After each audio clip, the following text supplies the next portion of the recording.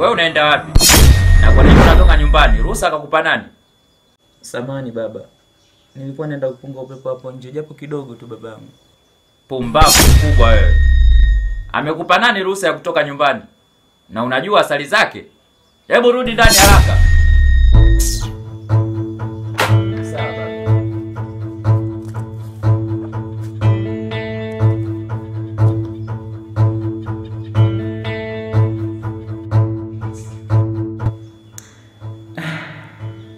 Kwa nini baba ananizuia kutoka nje? Sababu nini? Kaniletea mwalimu ndani anifundishe kusoma na kuandika. Isitoshe, choo pia kanijengea ndani kwa ndani. Kanizuia kufanya kazi yoyote. Kila kitu anafanya yeye. Haya bana. Ila ipo siku nitajua kweli.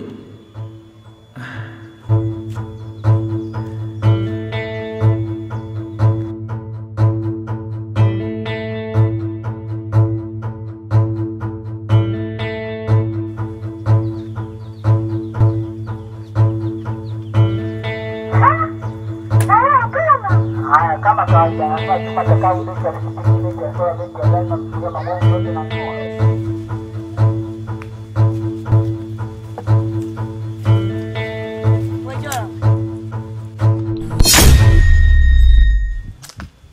Joram.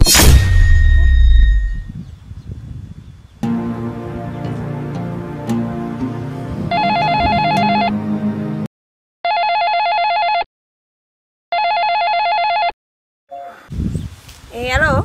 Halo? Wewe Joram, unaenda wapi sasa hivi? Na kwa nini umenipita kama unijui? Unasemaje Sinora? Mbona mimi niko nyumbani? Huko nje umeona saa ngapi? Usinifanye kama mtoto mdogo. Naambie, unaenda wapi sasa hivi na hilo begi? Jamani baby, mimi niko nyumbani. Na kuhusu mtu uliyemuona labda sio mimi. Ni mwingi yako tu. Una hakika unachokiongea? Kwamba huyo mtu uliyemuona sio wewe? Yes baby, labda ni mwingi yako tu. Niamini mimi. Sawa Joram wangu, nimekuelewa. Okay, utatokea leo nyumbani? Yeah, ni saa ngapi na ni wapi? Mida ni ile ile tu. Sawa. Okay, poa baadaye.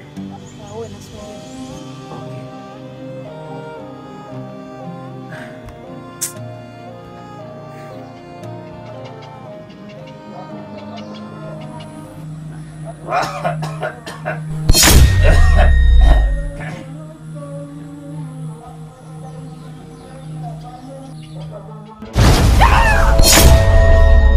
Nilikwambia Joram, ukutaka kusikia.